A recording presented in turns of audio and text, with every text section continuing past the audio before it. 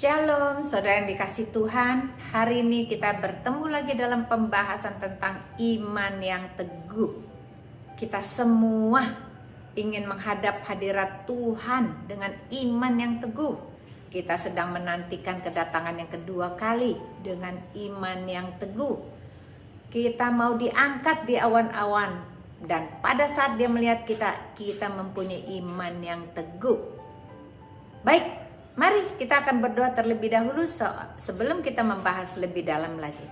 Bapa, Engkau melihat kami semua yang aus akan firman-Mu, berkatalah kepada kami, ajar kami akan bagaimana supaya kami memiliki iman yang teguh dalam hidup kami, sehingga kami akan memiliki kerajaan surga.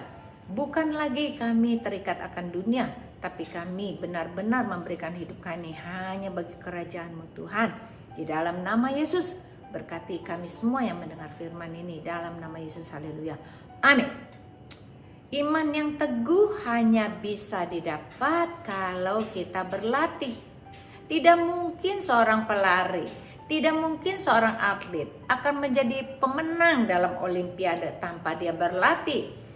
Kalau dia ingin menjadi juara, dia harus berlatih lebih keras setiap hari. Kalau orang lari cuma 100 meter, dia akan berlari mungkin 300 meter, 500 meter untuk melatih tubuhnya. Hidupnya harus dilatih dan dilatih. Tahukah saudara bahwa hidup kita adalah seperti atlet? Rasul Paulus selalu mengatakan bahwa kita harus mengakhiri pertandingan kita. Setiap orang memiliki pertandingannya sendiri. Pertandingan kehidupanmu dan pertandingan kehidupanku. Sekarang, kalau dilihat dari level 1 sampai 10, di manakah levelmu? Kalau engkau seorang atlet, sudahkah engkau berlatih sampai ke 9 atau ke 10? Siapkah engkau menjadi juara? Atau engkau masih ada di tengah-tengah, bahkan angkamu ada 5 ke bawah? Jangan ketinggalan. Hari ini firman Tuhan sedang berbicara kepadamu, supaya engkau merubah cara pandangmu terhadap Tuhan. Tuhan hanya bisa memilih kita jikalau kita punya semangat untuk bertanding. Kita punya semangat untuk jadi pemenang. Kita mau menembus semua masalah, persoalan dalam kehidupan kita tanpa pantang mundur. Kita punya semangat bahwa kita memiliki Tuhan yang dahsyat dan hebat.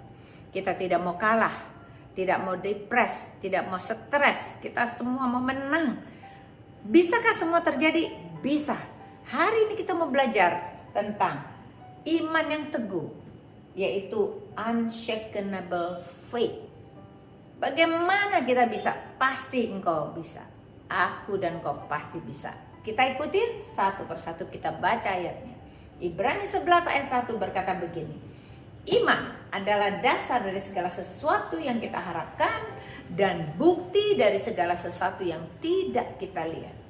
Roma 10 ayat 17 berkata, jadi iman timbul dari pendengaran, dan pendengaran oleh firman Tuhan. Jangan lupa, firman Tuhan. Ibrani 11 ayat 6, tetapi tanpa iman tidak mungkin orang berkenan kepada Allah, sebab barang siapa berpaling kepada Allah, ia harus percaya bahwa Allah ada, dan bahwa Allah memberi upah kepada mereka yang sungguh-sungguh mencari Dia. Iman datang dari pendengaran. Berapa banyak engkau mendengar firman Tuhan setiap hari? Tanpa engkau mendengar firman Tuhan, tidak mungkin bertumbuh imanmu. Seperti pohon yang tidak disiram, seperti tanaman yang dibiarkan menjadi kering bahkan mati. Demikian juga iman kita. Kalau kita ingin menjadi pohon yang kuat dan bertumbuh menjadi besar, kita harus disiram. Kita harus disiram dengan firman Tuhan. Maka pohon hati kita akan hidup dan bahkan berbuah-buah lebat. Kita baca lagi ayatnya. Apa yang harus kita miliki? Tuhan katakan, gampang. Miliki aja iman sebesar biji sesawi. Lukas 17 ayat 6 berkata begini, jawab Tuhan, Kalau sekiranya kamu mempunyai iman sebesar biji sesawi saja, kamu dapat berkata kepada pohon ara ini, terbantinlah engkau dan tertanamlah di dalam dasar laut, dan ia akan taat kepadamu. Matius 17 ayat 20 berkata begini, aku berkata kepada mereka, karena kamu kurang percaya bahwa aku berkata kepadamu, sesungguhnya sekiranya kamu mempunyai iman sebesar biji sesawi saja, kamu dapat berkata kepada gunung ini, pindah dari tempat ini ke sana, maka gunung ini akan pindah dan takkan ada yang mustahil bagimu. Kenapa Tuhan kasih kita perumpamaan? Kalau kita punya iman sebesar biji sesawi saja, engkau bisa pindahkan pohon terbantin masuk ke laut, atau gunungnya pindah. Ini berkata tentang di mana kita itu disiram oleh firman. Kalau iman itu biji sesawi, tiap hari menerima siraman dan siraman firman, maka pohon yang kelihatannya kecil-kecil ini, dia akan tumbuh dulu ke bawah. Akar-akarnya menjadi kuat. Dia tidak langsung ke atas, tapi dia tumbuh ke bawah. Dia akan mencari makanan. Dia tambah besar akarnya, terus bertumbuh. Akarnya bertumbuh, akarnya bertumbuh, akarnya bertumbuh, akarnya bertumbuh. Begitu akarnya bertumbuh dan bisa mengikat dan mencari sumber makanan, maka pohon sesawi ini mulai naik ke atas. Kelihatan kecil, tapi disiram firman, naik, dan dia menjadi pohon yang besar. Bahkan pada saat dia menjadi pohon yang besar, di situ tempat berteduh banyak binatang-binatang. Dimana kalau pohon sesawimu bisa menjadi besar, maka orang-orang sekeluargamu berlindung kepadamu. Engkau jadi pohon kehidupan buat mereka. Mereka merasa aman berada bersama dengan engkau. Mereka hidupnya tercukupi, mereka hidupnya terlindungi, terprotek oleh doa-doamu. Mereka hidup sehat dan selamat. Inilah yang menjadi iman sebesar biji sesawi, bahwa engkau sanggup memindahkan gunung. Tadinya engkau tidak percaya bahwa Tuhan bisa pulihkan keluargamu, tapi asal engkau punya iman sebesar biji sesawi, Tuhan lakukan perkara mustahil. Ini akan terjadi padamu. Mukjizat terjadi, pemulihan terjadi, suami istri bersatu kembali, hubungan yang rusak bersama dengan anak dipulihkan oleh Tuhan. Hubungan bisnis kita dipulihkan oleh Tuhan. Bukankah hidup kita cuma sementara? Apa yang kau cari? Apa yang kau ingin dapatkan? Bahwa kalau kita memaintain kehidupan kita dengan hati-hati, tanpa tercemar oleh dunia, berikan waktu dengar firman lebih banyak daripada dengerin Instagram atau TikTok orang atau gosip orang, maka terjadi perubahan dalam hatimu. Engkau terus bertumbuh, fokus, bersih, naik,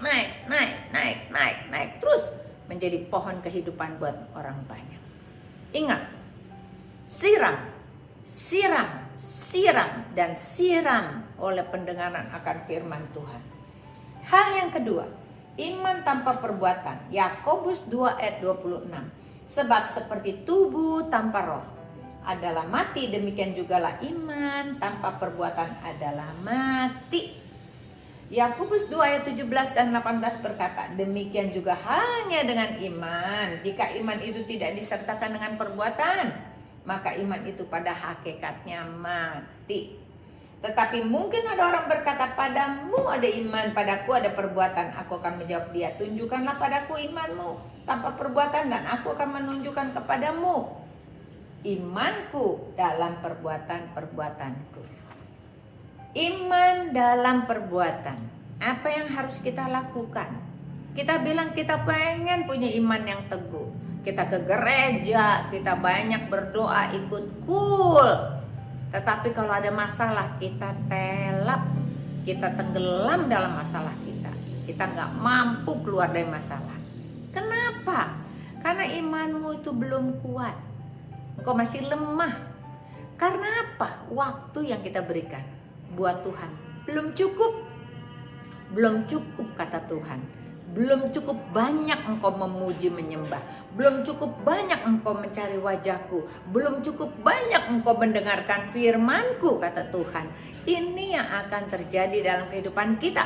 Supaya kita tidak terjebak. Supaya engkau dan aku kita keluar dari masalah. Kita melakukan iman dalam perbuatan. Kita dengar firman, lakukan firman, dan terus mencari wajahnya dalam perbuatan-perbuatan baik kita. Kita akan terima. Kemungkinan besar hidupmu dirubah. Kemungkinan besar engkau semakin kuat. Kemungkinan besar engkau tidak pernah akan stres lagi. Engkau tetap akan menjadi orang yang teguh walaupun ada badai menimpa kehidupanmu. Engkau tidak akan terlena, engkau tidak akan mundur, tetapi hatimu tetap teguh, tetap kuat, bahkan engkau berapi-api terhadap Tuhan. Hal yang terakhir, melakukan perintah-perintahnya. Ini hal yang ketiga.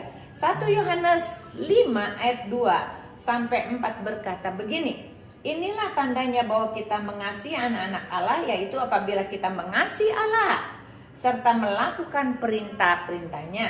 Sebab inilah kasih kepada Allah, yaitu bahwa kita menuruti perintah-perintahnya. Dan perintah-perintahnya itu tidak berat. Sebab semua yang lahir dari Allah mengalahkan dunia. Dan inilah kemenangan yang mengalahkan dunia, yaitu iman kita. Maukah engkau mengalahkan dunia? Engkau harus pelihara imanmu. Kalau engkau ingin mengalahkan dunia, pasti bisa. Engkau ingin mengalahkan masalah, pasti bisa. Asal yang penting kita fokus kepada firman Tuhan. Asal kita rajin mencari wajahnya. Asal kita terus berlatih dan berlatih setiap hari. Mengesampingkan kepentingan kita, mementingkan kepentingan Tuhan terlebih dahulu, maka terjadi transformasi dalam hatimu. Engkau tidak pernah sama lagi, bahkan engkau terus naik ke gunung Tuhan. Dan disitulah kita akan ketemu Tuhan, dan kita bisa bersaksi bahwa kita adalah anak-anak Allah, bahwa kita tidak akan pernah mundur dalam masalah kita, bahwa kita sanggup, kita mempunyai iman yang teguh di dalam segala hal. Aku tetap pegang pada firman. Aku tidak mau pergi ke dukun, tidak pernah tanya orang pintar. Aku percaya kepada Tuhan, karena Tuhan ada di dalam hatiku.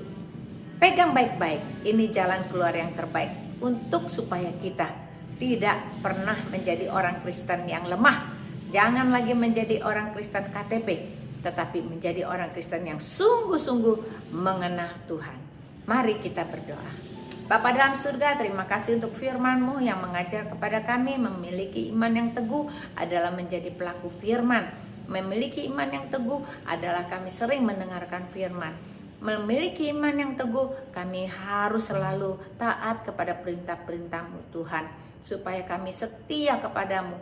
Kami tidak pernah mundur, tapi kami yakin dan percaya memberikan seluruh hidup kami hanya kepadamu Tuhan. Terima kasih untuk firman Tuhan yang kami dengar pada hari ini Tuhan. Menyegarkan kami. Kami menerima semua berkat Tuhan hanya di dalam nama Yesus. Haleluya. Amin. Tuhan Yesus memberkati.